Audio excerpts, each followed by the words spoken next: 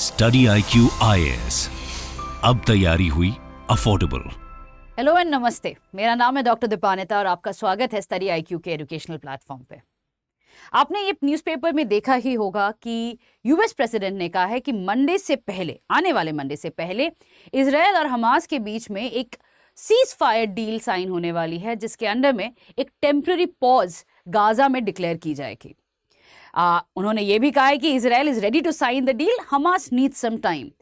But आज के video में हम ये नहीं डिस्कस करेंगे कि ये सीज फायर डील है क्या और सही में कुछ इसका फ़ायदा है क्या, ये एक्चुअली वॉर को एंड करने वाला है। ये सब क्वेश्चंस आज हम इस वीडियो में नहीं डील करेंगे। हम बल्कि इस बात पे फोकस करेंगे कि इतना दबाव था इजराइल पे, चाहे वो साउथ अफ्रीका का ICJ का केस हो, चाहे वो इतने कंट्रीज़ का रिलेशंस कट करना, बोलीविया हो जाए, बहरीन हो जाए, कोलंबिया हो जाए, कितने कंट्रीज़ ने अपने एम्बेसडर्स को विड्रॉ किया है और रिलेशंस को कट किया है, तभी भी इजराइल ने कोई भी सीज फायर अग्रीमेंट पे हाँ नहीं बोला था। अभी सडनली ऐसा क्या हो रहा है इजराइल में जिसके वजह से Israel is ready to pause the entire Gaza fighting? Temporarily yes, but ये सडन चेंज कैसे आ रहा है इजराइल में? आज के वीडियो में हम यही बात करने वाले हैं। तो सबसे पहला जो डेवलपमेंट दिखने लगा है इजराइल में वो है कि एक रिपोर्ट आई है, and basically international credit rating की, मूडी की क्रेडिट रेटिंग, जिसमें पहली बार इजराइल को डाउनग्रेड किया गया है। अब पहले क्या था, उसको इजराइल को अक्टूबर महीने में A1 टू A2 स्टेटस पे लेके आया गया था, बट पहली बार फरवरी महीने में मूडी के रिपोर्ट ने इजराइल को डाउनग्रेड किया है और कहा है कि the GDP that has fallen last quarter of 2023 में, विच वाज 20% फॉल किया है, it is leading to a big economic crisis in Israel. Obvious बात है, इस रिपोर्ट को देखते साथ ही इजराइल ने कहा कि ये एक पॉलिटिकल मैनिफेस्टो है, ये एक एजेंडा है, इसको हम नहीं मानने वाले हैं। हमारी इकोनॉमी स्ट्रांग है और पहले भी इतने वॉर्स हो चुके हैं, but Israel has always survived and grown. बात सही है, बट पहले के जो वॉर्स थे वो इतने लंबे नहीं थे, इतने महीने तक नहीं चली थी, और ऐसा कभी नहीं हुआ था कि इजराइल वॉज कॉट अनअवेयर, अपने बैकफुट पे पकड़ा गया था। ये जो इंटेलिजेंस फेलियर था अक्टूबर महीने में, उसके बाद जो रिटेलिएशन शुरू हुआ है गाजा का, it seems to be never ending. अभी ना इवैक्यूईज वापस आ रही हैं, ना वॉर जीतने का कुछ लक्षण दिखने लगा है, ना हमास खत्म होने पे आया है। तो जो एजेंडा था वॉर का वो तो मीट नहीं हो रहा है। सो समवेयर और द अदर ये समझ में आने लगा है कि ये वॉर तो चलने वाला है, there is a prolonged nature to this. इसी वजह से मूडी ने इजरायली इकोनॉमी को डाउनग्रेड किया है। अब इससे क्या फायदा, इससे क्या होता है? The moment you downgrade some country, according to Moody, उस रिपोर्ट के अंदर में क्या होता है कि इट बेसिकली इंडिकेट्स दैट इस कंट्री में, पर्टिकुलर कंट्री में इन्वेस्टमेंट करना comes with high risk, right? So whenever this report, Moody का रिपोर्ट जो आता है, the moment it indicates a downgrade, it basically means that external investment कम हो जाएगा। एंड इजराइल अभी इस हालत में है कि it needs external investment. US already Ukraine और इजराइल को बैलेंस करते करते it has come to a point that it can not give more money, although elections are about to happen, but उनके पास अभी इतना और डीप पॉकेट्स नहीं है कि they can continue funding the war in both the areas. What they will do is they will fund, but अपना funding कम कर देंगे। तो इजराइल को एक्चुअली बाहर से और फंडिंग की जरूरत पड़ेगी, और ये रिपोर्ट हेल्प नहीं करने वाली इजराइल को। जब वॉर शुरू हुआ था, इंटरेस्टिंग बात ये था कि उस समय पे इजराइल के पास अबाउट 200 बिलियन फॉरेन रिजर्व्स थे, USD फॉरेन रिजर्व्स थे। बट इतने महीने होने के बाद the situation is becoming more and more complex and grave. Israel is now heavily dependent कि बाहर से क्या पैसा आने वाला है, what is the cash flow that is going to come in, investment that's going to come in, and ये report इस चीज को हेल्प नहीं कर रहा है।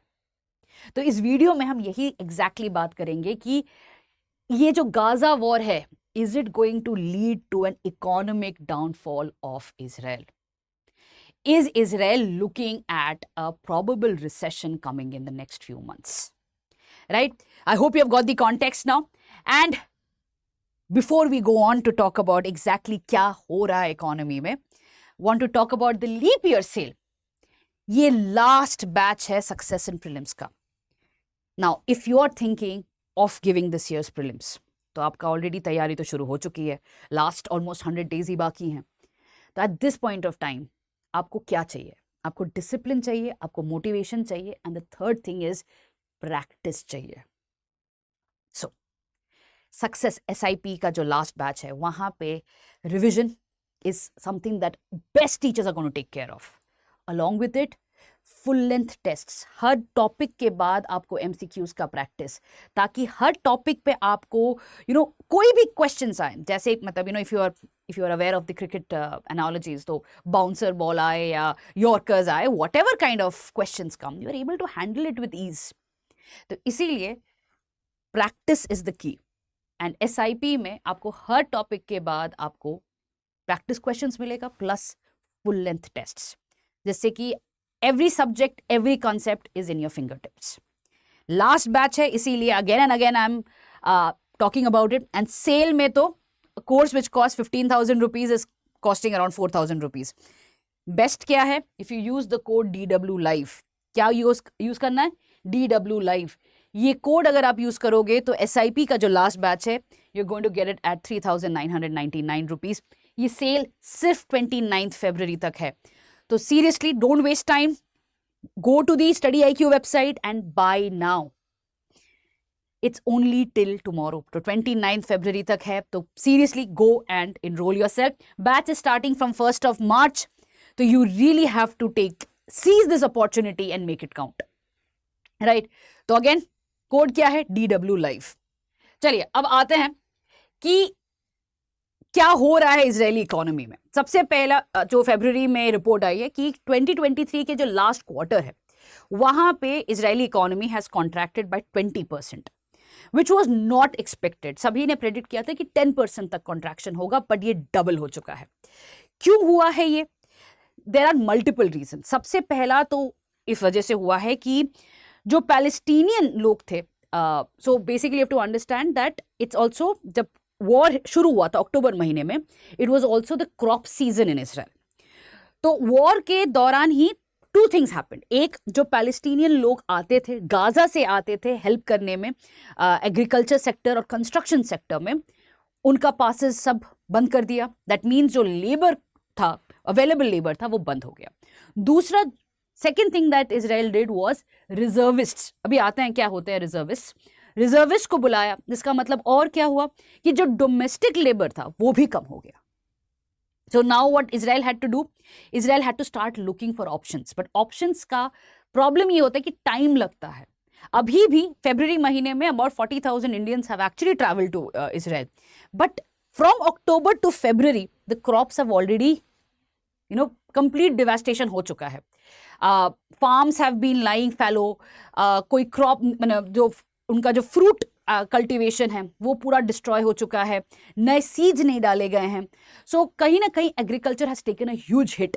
And what has happened because of that, Israel has to buy food produce from outside. जो पहले नहीं करना पड़ रहा था उस पर अभी ज्यादा स्पेंड करना पड़ रहा है. So to manage the food requirements, to manage the agricultural requirements in the country, they are now importing it from outside. They're getting it from other European nations and African nations. Second thing, construction sector. Same problem. Half-built buildings बनी हुई हैं, half-built infrastructure बनी हुई है, hospitals बनी हुई हैं. There is no labor to work in it. And because of which पैसा जो लगाया गया है वो पूरी तरह से अटक गया है वहाँ पे. नेक्स्ट प्रॉब्लम जो हुआ है, planes have stopped going to Israel, which means that tourism sector hit किया है. अब इजराइल में देखा जाए तो बहुत सारे ऐसे सेंटर्स हैं. सबसे इंपॉर्टेंट जेरूसलम है, देन डेड सी है, then you have Tel Aviv. बहुत सारे ऐसे इंपॉर्टेंट एरियाज हैं जो बेसिकली रन करते हैं टूरिज्म के बेसिस पे. एंड अब जब वॉर इतने महीने से चल रहा है, ऑब्वियस बात है टूरिज्म सेक्टर भी हिट किया है. अब टूरिज्म सेक्टर हिट करने की वजह से many local economies have also got affected, and that is also driving the economy lower and lower. Next क्या हुआ है? Call to the reservist. अब आते हैं रिजर्विस्ट क्या होता है. तो आपको पता ही है कि इजराइल में कंपल्सरी मिलिट्री सर्विस है जिसे कंस्क्रिप्शन कहा जाता है. कंस्क्रिप्शन मतलब compulsory military service. All Jewish men and women from the year of 18 years से ज्वाइन करना है मिलिट्री उनको. ठीक है. All Jewish male and female. Female के लिए 2 साल होता है, मेल के लिए it's slightly more than 2 years, but they are all going and joining the military in the initial years. And after that term is over. किसी का 21 महीना, किसी का 24 महीना, किसी का 3 साल, सबका अलग अलग होता है depending on their role and responsibility that they get in the military. But एक बार उनका कंस्क्रिप्शन पीरियड खत्म हो जाता है, then they go back to their normal life. Usually they go and do their graduation, right. But they remain as reservists. मतलब जब भी कंट्री को जरूरत पड़े, they will be called, they are the reserve force. And up to the age of 40 they remain a reservist. तो उनको हर साल they have to go back to the army camp और वहां पे उनकी ट्रेनिंग होती है. उनको फिर से वो वेपन्स का चलाना और everything is taken care. And they do it for about a period of 2 to 3 weeks and then they go back to their normal life. अब क्या हुआ है कि suddenly there has been a call कि reservist, about 300,000 reservists have been called to service. Now these 300,000 people who were actually working in the economy have stopped working and are now fighting. All that work is now completely pending and many sectors are suffering because of it. सबसे ज़्यादा sector जो सफ़र कर रहा है वो startup sector है. Israel is known as the startup hub, but now imagine 300,000 young जो अभी स्टार्टअप कर रहे थे, इन्वेस्टमेंट आ रहा था, कुछ आइडियाज थे, they have all been called to the service. अब स्टार्टअप सेक्टर में इसी वजह से suddenly there has been a downfall. सबसे पहला तो इन बाहर से इन्वेस्टमेंट आना बंद हो गया था. अब वॉर जितना प्रोलॉन्ग होगा उतना इन्वेस्टमेंट आना बंद हो जाएगा. दूसरी चीज है जहां पे they were all giving local jobs मिल रहा था and they were basically fuelling the economy, वो सडनली बंद हो चुका है. And that has become a major cause. And ये 300,000 reservists are still in the service. ये लोग अभी तक अपने वापस नॉर्मल जॉब में वापस नहीं गए हैं. सो यू नेवर नो कि कब वापस जाएंगे. And this unpredictability is leading to more and more suspicion कि भाई ये सेक्टर तो सफर करने वाला है, right. So that has been a major cause that is affecting the basic जो स्टार्टअप सेक्टर है, उस पर सबसे ज़्यादा प्रॉब्लम हो रहा है. Next is private spending has dropped. What does that mean? War का टाइम है, ऑब्वियस बात है, local people or the Israelis are not going to spend on frivolous items. They are not spending on jewelry. They are not spending on things which are luxury goods. Abhi basically they are only spending on what is needed. So private spending has dropped by 26.3%. Next is investments, that means घर खरीदने का जो real estate का investment है वो भी 68% कम हो चुका है. So people are now into that saving mode rather than spending mode. And on the opposite, government spending has obviously gone up, and it has gone up by 88%. That's a huge expenditure that the government is doing. किन 3 चीज़ों पे हो रहा है? According to the report, सबसे पहले तो defense spending में हो रहा है, right? So defense spending, then the second is salary to the reservists. अब reservists service में है तो they have to be paid salary, they have to be paid all that normal soldier is paid. Right? उनका खाना, उनका uniform, everything has to be taken care of. So that money is also being part of the government expenditure. And finally, supporting the evacuees. क्या हुआ है कि जो Gaza के area के पास, बॉर्डर के पास, जो भी villages थे, towns थे, वहाँ से evacuate किए गए हैं इसराइलीज को. And now they are staying in hotels in Tel Aviv, Jerusalem and other big cities. अब यहाँ पे उनका जो खर्चा है वो गवर्नमेंट उठा रही है. So that has been another major expenditure of the government. जब तक ये वॉर नहीं खत्म होगा तब तक ये अपने घर वापस नहीं जा सकते हैं एंड इन पे खर्चा government has to continue, right. So government spending has increased by 88%. So you can just understand कि किस तरीके से Israel is now in its own trap, it is getting more and more trapped. And this is where ये पहले कभी नहीं था। Israel इतने वॉर्स लड़ चुका है, बट ये सिचुएशन पहले कभी नहीं आया है। And as recently as fighting with Hezbollah 2016 में, तभी भी ये सिचुएशन नहीं आया था। And that is where Israelis are also now calling for कि भाई क्या हो रहा है इकोनॉमी में।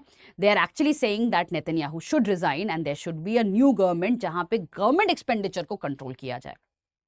But what is more interesting is apart from the tech sector, तो दूसरा जो सेक्टर है वो है diamond industry of Israel.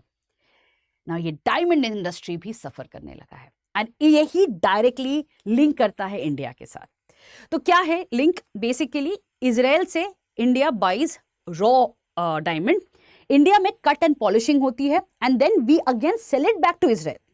So this basically trade happens between India and Israel and जैसे जैसे ये war is continuing, the supply of diamonds to India has reduced and the buying capacity of Israel from India has also reduced. तो इस वजह से जो सूरत में हमारा डायमंड इंडस्ट्री है, it is also getting impacted. And if you look at the number right now, it has actually shrunk in financial year 2023, it has actually shrunk to 1.2 billion, जो एक समय पे it was the the engine of Israeli economy, has now shrunk to that amount.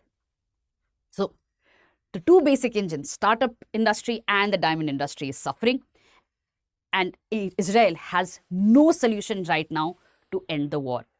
And interesting बात यही है, जब जब Israel में ऐसा इकोनॉमिक क्राइसिस आया है, they have always looked for a ceasefire because they know कि there is no other income to actually fund that war. Let's come to कि डोमेस्टिक ओपिनियन क्या है।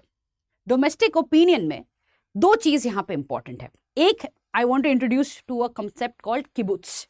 किबुत्स होता क्या? तो बेसिकली अगर आप देखते हो, kibbutz is basically community living.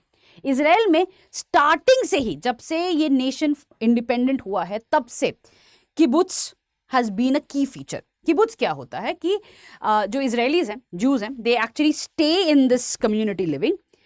उनका खाना और मेडिकल एंड स्टे, तीन चीजें जब जो बेसिक रिक्वायरमेंट्स है वो मीट हो जाती हैं, जो entire profit that they earn from their work, they will give it for the community. चाहे वो लैंड बिल्डिंग के लिए हो, चाहे वो सिक्योरिटी के लिए हो, चाहे वो स्कूल बनाने के लिए हो, whatever is needed. And ये जो सोशलिज्म का एक सीड है, this has always been prevalent in Israeli society. आज के दिन भी around 270 to 300 kibbutz are existing in Israel and their entire profit that they earn, चाहे वो वाइन मेकिंग से हो, चाहे वो एग्रीकल्चरल हो, चाहे वो कोई भी प्रोडक्ट के से आता है, they directly give it to the government for taking care of national security. So kibbutz has always come to the rescue. कोई भी वॉर हो, 1956, 67, 73, जो भी आप वॉर देखोगे, हमेशा किबुत्स ने ही इकोनॉमी को संभाला है। इस बार भी वही हो रहा है। But the problem now is, जितना ये प्रोलॉन्ग होगा, kibbutz can not do much because you have to also understand there is एक लिमिटेड टाइम रहता है जहां पे ये सब काम कर जाएगा। बट जैसे जैसे ये प्रोलॉन्ग होता रहेगा, even kibbutz can not be helpful. But अभी तक they have done what is best for Israel. Now, last point. So, Israeli public opinion पे आते हैं। और काफी इंटरेस्टिंग पब्लिक ओपिनियन, ये भी रिपोर्ट अभी आई है, 7 फरवरी को आई है। And the report says that about 36% of Israelis have move towards right. मतलब क्या है? दैट दे आर एडमेंट कि ये वॉर तब तक नहीं खत्म होगा जब तक हमास को कंप्लीटली डिस्ट्रॉय नहीं किया जाए। They are ready to pay anything at any cost. So they are clear that the solution is Hamas has to be destroyed. Second, they are also very clear कि ये siege of Gaza बंद हो जाए and Gaza becomes just like West Bank जहाँ पे Israeli settlements आ जाए। But they also understand कि जिस तरीके से current government of Netanyahu is running the economy, उससे ये war नहीं चल पाएगा इतने दिन तक। That's why they want a temporary pause. That is exactly the reason why you will see many are arguing for a temporary ceasefire. क्योंकि इस ceasefire से क्या होगा? they will get the time to settle back their economy, get the time to get money from other Jews. You have to also understand that around 2% of world's wealth is with the Jews. तो personal funding से, apart from that, खुद के startup या जो भी sectors अभी भी viable है उनसे they will get the money to finally hit the nail on the head and remove Hamas. You ask any Israeli, they will always say जब तक हमास है तब तक पीस नहीं हो सकता है यहाँ पे.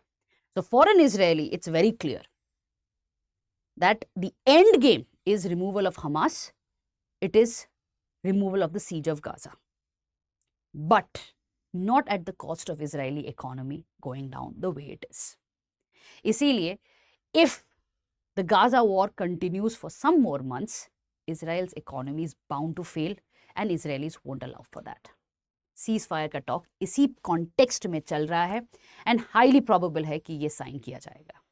With this, we come to an end to today's video. Thank you so much for joining me. Study IQ IAS. अब तैयारी हुई अफोर्डेबल.